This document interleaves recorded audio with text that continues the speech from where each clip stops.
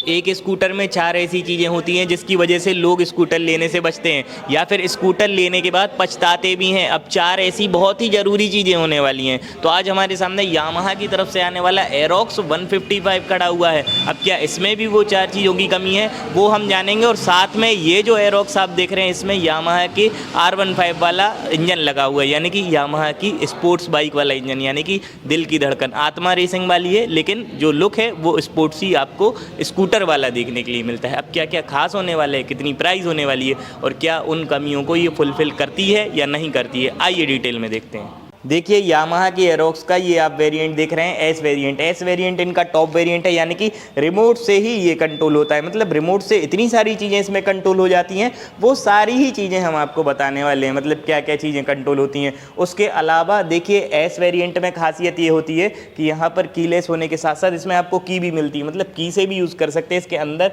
यहाँ पर की रखी हुई रहती है, यहाँ पर देखिए इस तरीके से खुलता है और इसके अंदर जब आप देखेंगे तो इस तरीके से 2 चाबियाँ भी देखने के लिए मिलती है। अब इन चाबी का क्या काम है वो तो हम आगे बताएंगे आपको, लेकिन उसके पहले यहाँ पर देखिए अगर आपको इसका क्लस्टर खोलना है यानी कि मीटर, तो इजीली देखिए जैसे ही आप इस रिमोट को इस तरफ करेंगे प्रेस, तो ये आपका इजीली जो है क्लस्टर ऑन हो जाता है। और मीटर ऐसा नहीं है कि कम इन्फॉर्मेटिव हो, मीटर के अंदर आपको इतनी सारी चीज़ें मिलती हैं। यहाँ पर जब आप देखेंगे तो देखिए इसमें आपको ट्रैक्शन कंट्रोल सिस्टम वाला पहला स्कूटर होने वाला है, जिसमें आपको TSC मिलता है, हैजार्ड लाइट, यानी कि चारों ही turn on indicators, blinkers on हो जाते हैं। और मीनू को चेंज करने के लिए देखिए वैसे अमूमन गाड़ी में यहाँ पर पास होता है, लेकिन इस बटन से यहाँ पर आप मीनू को चेंज कर सकते हैं। साथ में इको मोड, यहाँ पर बैटरी का वोल्टेज देख पाएंगे, ट्रिप मीटर देख पाएंगे। साथ में ये देखिए आप इतनी सारी चीज़ें देख पाएंगे। ट्रैक्शन कंट्रोल को ऑन ऑफ करने का फंक्शंस भी इसमें आपको देखने के लिए मिल जाता है। कीलेस है तो यहाँ पर कीलेस का बटन बता रहा है। अब देखिए हम 4 चीज़ों पर चर्चा कर रहे थे, तो उन 4 चीज़ों पर आ जाते हैं। तो सबसे पहली चीज़ जो होती है,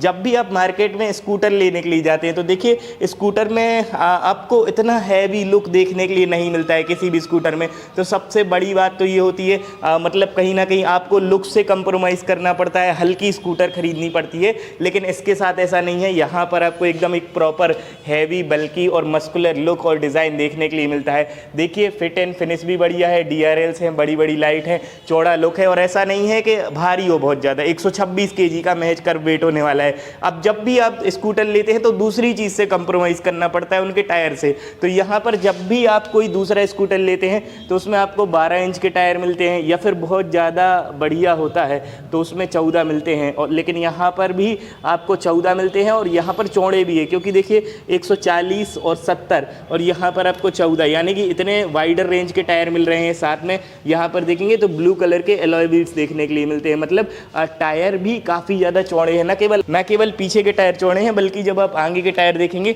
तो यहाँ पर भी 14 इंच का व्हील होने वाला है। 110, 80 और 14, यानी कि 110 सेक्शन का वैसे अमूमन जब आप देखेंगे तो बाइक्स में आपको देखने के लिए मिलता है। और यहाँ पर जब आप देखेंगे तो देखिए जो सस्पेंशंस हैं वो भी आपको डबल में देखने के लिए मिलेंगे, चाहे फ्रंट के देखें या फिर आप रियर के सस्पेंशन देखें। और जब सेफ्टी की बात होती है तो देखिए एरोक्स में क्या है कि यहाँ पर आपको ABS देखने के लिए मिलता है, यानी कि सिंगल चैनल ABS के साथ आती है।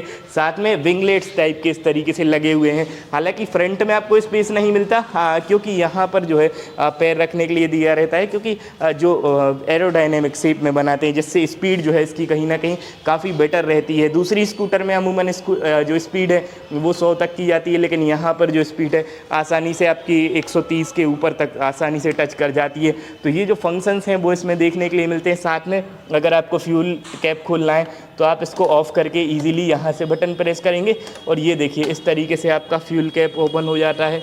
5.5 लीटर का फ्यूल टैंक इसमें आपको देखने के लिए मिल जाता है।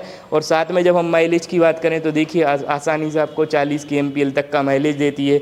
यहाँ अंदर देखेंगे तो जो बूट स्पेस आप देख रहे हैं 22 लीटर का इसमें आपको देखने के लिए मिल जाता है, यानी कि ठीक ठाक बूट स्पेस है, अच्छा स्पेस इसमें आपको देखने के लिए मिल जाता है। साथ में 790 mm की सीट हाइट होने वाली है, यानी कि कंफर्टेबल है सीट हाइट, फ्रंट और पिलियन दोनों के लिए ही कंफर्टेबल आपको देखने के लिए मिल जाती है। अब जो चौथा पॉइंट है जिस पर हम चर्चा कर रहे थे कि दूसरी स्कूटर में क्या रहता है कि जब आप कोई भी स्कूटर लेते हैं तो आपको थोड़ा सा इंजन से कंप्रोमाइज़ करना पड़ता है, क्योंकि उनमें क्या होता है पावर उतनी ज़्यादा आपको देखने के लिए नहीं मिलती है। दूसरे स्कूटर में अमूमन 10-11 bhp की पावर रहती है 10.5 bhp तक की, लेकिन यहाँ पर ऐसा नहीं है।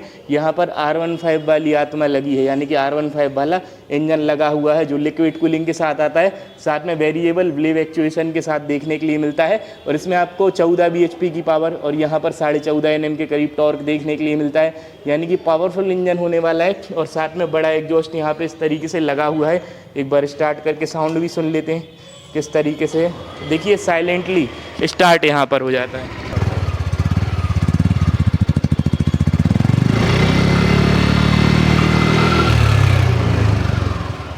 तो जो आवाज़ है वो इस तरीके से साइलेंटली स्टार्ट हो जाता है, और जो आवाज़ है वो आपको कहीं ना कहीं R15 की तरह सुनने पर मिलेगी। मतलब स्कूटर है तो गेयर नहीं होते, तो उस हिसाब से थोड़ा सा जो आवाज़ है उस तरीके से तो खैर नहीं आएगी।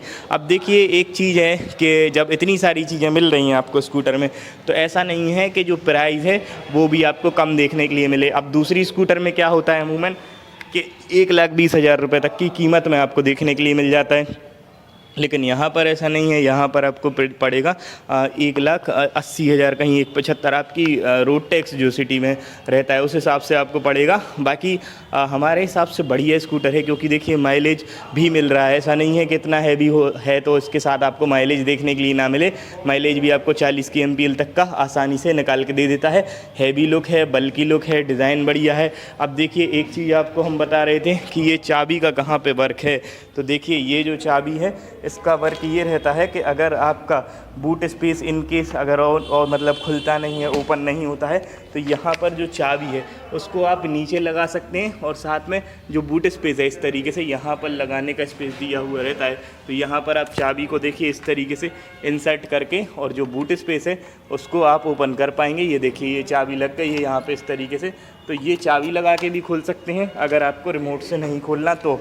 अब देखिए एक्सेसरीज़ क्या क्या मिल रही है इसमें, तो एक्सेसरीज़ के तौर पर आपको सीधा मेन स्टैंड और साइड स्टैंड मिलता है। इसके अलावा कोई एक्सेसरीज़ वगैरह आपको देखने के लिए नहीं मिलती है। तो यही सब चीज़ें हैं। खैर आप बताइए कैसा लग रहा है आपको यामाहा का ये एरोक्स 155, कमेंट बॉक्स में बताना बिल्कुल भी ना भूलिए। आज के लिए इतना ही। वीडियो को लाइक कीजिए, चैनल को सब्सक्राइब कीजिए। बहुत बहुत धन्यवाद।